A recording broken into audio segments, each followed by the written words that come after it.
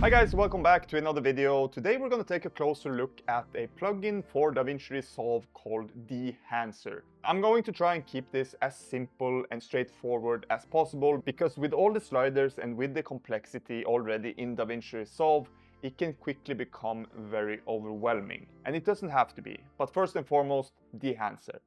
What is it even? Why would you want it? Back in the days, everything was shot on something called film. Today, most of us shoot with digital cameras. Like me and most likely you, we both shoot with a digital camera. So when you shoot on film, you will get characteristics that you will not get when you shoot digitally. And this is where Dehancer comes in. They are here to bring those characteristics and that film feel over to our digital footage to make it look like film. So before we go ahead and start and head into DaVinci Resolve, I should mention that Dehancer did reach out to me and I do get this plugin for free for doing this video. So I've added a couple of shots both from my handheld camera but also some shots with from my Mavic 4 Pro because I know a lot of you guys that are sub to my channel are drone shooters. But first off, let's start off with a clip that was shot with my Sony camera. This is shot with my Sony CVE1.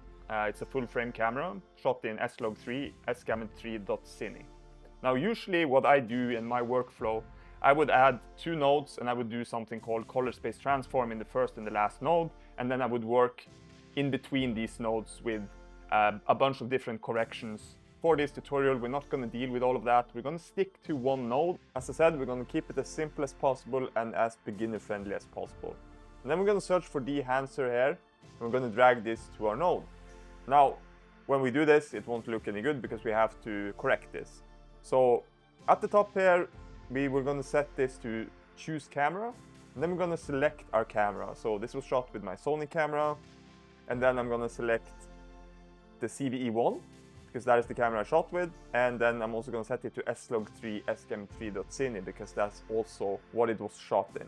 Now we've gone from this to this just by selecting that. So Dehancer has already done a lot of the work for us. We already have, in my opinion, something that looks incredibly good just by doing nothing, just by choosing our camera and using one node. We're gonna go ahead and go down. So here under film, this is set by default to something called Kodak Vision 3 250D. Quickly explained, back in the days, most people shot on film, as I said. One of the most popular and one of the most common widely used films is the Kodak Vision 3 250D. There are other types of films here you can choose from that will give you a different sort of look. But as I said, the Kodak Vision 3 250D is a very common, very popular one. And that is probably why Dehancer has this set by default as well. So that is what we're going to work with. Alright, but if you scroll back up, we can see that we have some sliders. So here you can actually tweak the exposure, you can correct your white balance, etc, etc. We don't have to do this with the DaVinci Resolve tools. We can actually just use what's already inbuilt Dehancer. But before we go ahead and do any sort of corrections, we're going to scroll further down until we come to something called print. Because you shot on film and then you had to print it to show it. And one of the most common one was the Kodak 2383 print film. And when we apply this, I'm going to show you that will also affect our image. And as you can see now, we went from this to this. This is why we didn't do any corrections before we did this, because when we added the print, it affected our shadows, our contrast. It's way more contrasty. So I found that doing the corrections for here after the print was the best thing. And below the print, we have some exposure tools here. Contrast, we can reduce that. We can also increase the exposure if you want. You know, affect the highlights and the tonal contrast. And we can also, you know, decrease the saturation here, go to black and white. You can do these tweaks here. You don't have to worry about DaVinci Resolve and all of that. All right, so let's look at some main tools. So I've closed all these drop-down menus to just give you an overview of how many tools you actually have. It might seem like wow, there's so many things here, it's overwhelming. And yeah, it kind of is because it is an advanced tool. The more tools you have, the more options you have, and that's a good thing. So one of the most popular things with this plugin is the grain and the quality of the grain that you get. So I'm just gonna overdo it here, put it at 100, and As you can see now, you see what it does. You see that grain in the footage versus when I turn it off. So you really can see what it does. And grain is not noise, guys. Grain is something really cool that a lot of people really want for their footage. There's a lot of people using grain. That is one of the major things about film is grain. And a lot of people prefer having a bit of grain on their footage to make it feel more like a film. And you can tweak this as much as you want, and you can also select different types of grain for your footage. But I'm gonna keep it around here. Halation and bloom. This is something that mostly affects the highlights. I'm gonna show you in a different clip what it does, because this clip isn't really doing these effects any justice. Film damage, on the other hand, that is something also that's you could see in film when you had these small white flickering things. I'm gonna try and show you what I mean by, again, overdoing this.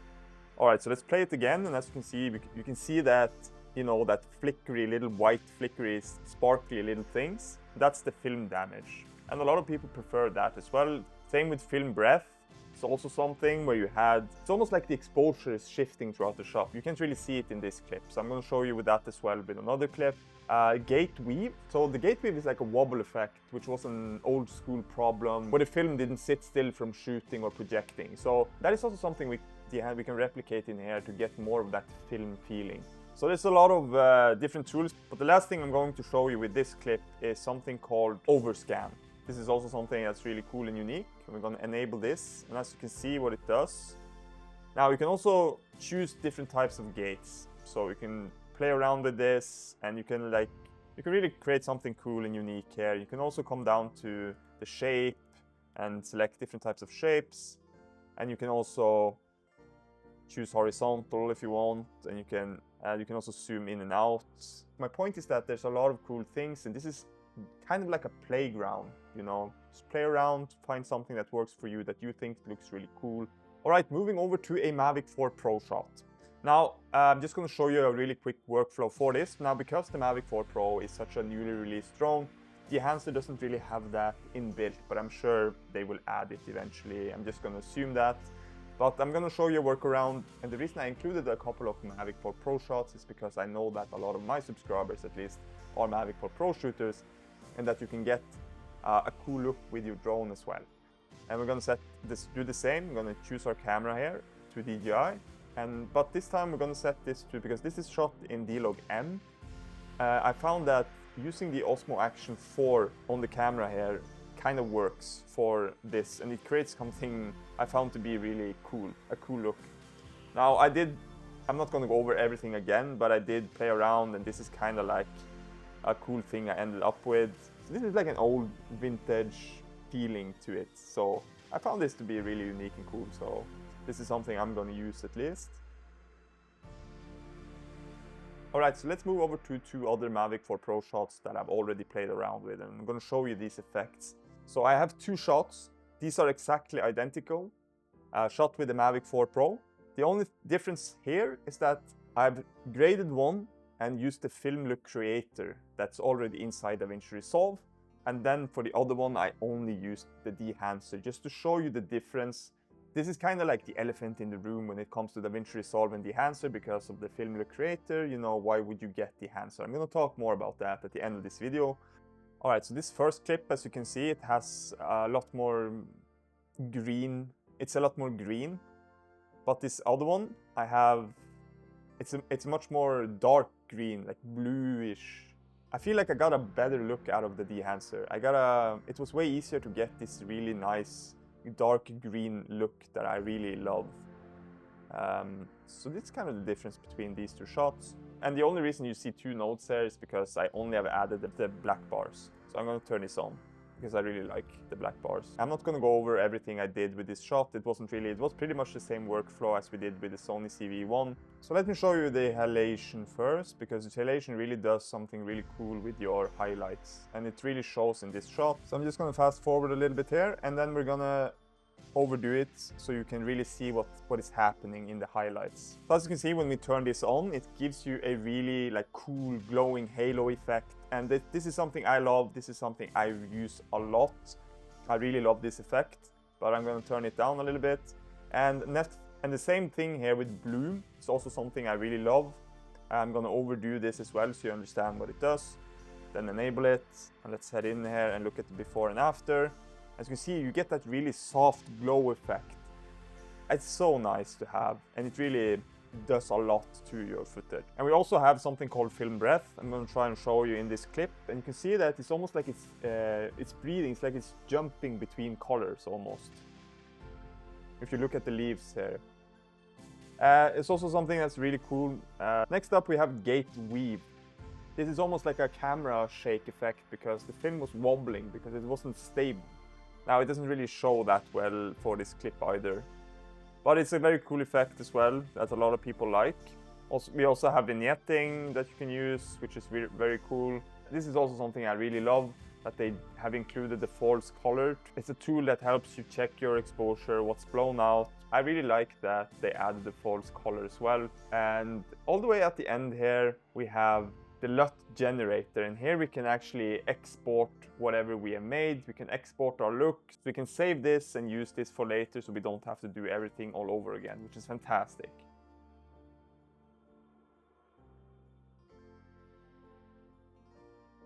I think I showed you guys the most things it has to offer. I can just show you this clip I played around with as well. This is something I shot with the CV1. Alright, so now you've basically seen what it has to offer. Now it's too much to go through everything. I'm gonna sit here until tomorrow if I do that. Alright, so let's move over to the pros and the cons for this tool. Let's start off with the pros. So the biggest pro is just that this is a good plugin. It's the reason I've always wanted this plugin. You can really replicate the film look. You can get something really cool and unique. You can really tweak it to your own style and create something that stands out in a crowd. That is kind of like what you want to do. At least that's how I think, you know. You want to stand out, you want to be unique, you want to be different than the rest. And it's really good, and it really does, and it really serves its purpose to create a film look. I really love the effects. I really love especially the grain, the halation and the bloom. I really love those effects. So that is kind of the good stuff. You get a good plugin. So let's move over to the cons. The biggest problem is that DaVinci Resolve is already such a advanced tool that has a lot of features. And because DaVinci Resolve released the Film Look Creator, I think it's pretty new, and it was released like a year ago or something. And because DaVinci Resolve offers the Film Look Creator, I think Dehancer is a much tougher sale for DaVinci Resolve than it is for other editing softwares out there. So let me show you the Film Look Creator really quick here. As you can see, we have a lot of the same stuff: the gate weave, the grain, the bloom, the halation, the vignette. It has a lot of the same stuff. I would say that the Dehancer has the upper hand in terms of the quality of these effects. But still, the Film Look Creator is a very good tool as well, and something I've been using a lot lately. And now I am happy and excited that I now have the Dehancer and I can use that. But it's as I said, it's a really tough sale for DaVinci Resolve when it comes to Dehancer because of the Film Look Creator. That is one thing. The second biggest con is that this is an expensive plugin. So if we take a look at the Dehancer Pro here, the pricing of it, a lifetime subscription is $549. And to put things more into perspective, the DaVinci Resolve Studio version is $295. So it's $250 less than the plugin. And with the Studio version, you get the whole editing software with the Film Look Creator built in.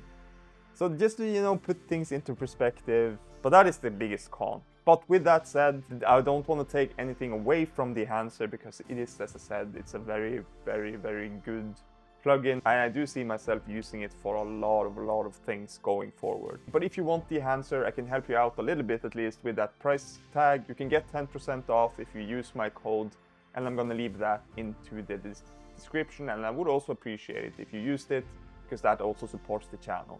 Now, Dehancer has also branched out to mobile, but I don't really have an iPhone, so I can't really show you that, because you do need an iPhone.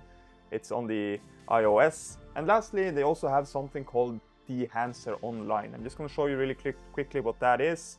This is kind of the same thing. You can apply these types of looks for your photos. It's really simple. So showing you here, you can drag it into this site, and then you can just, you know, go through all the different presets. We can adjust our exposure, contrast, temperature, tint, color boost. Kind of the same thing as in the plugin in DaVinci Resolve. You can also go into the effects here and add more grain. We can do the bloom, halation, all the things I showed you in DaVinci Resolve. All right, there you have it. Thank you again to Dehancer, and thanks everybody that's been watching. I'll see you guys in my next video. Have a good day.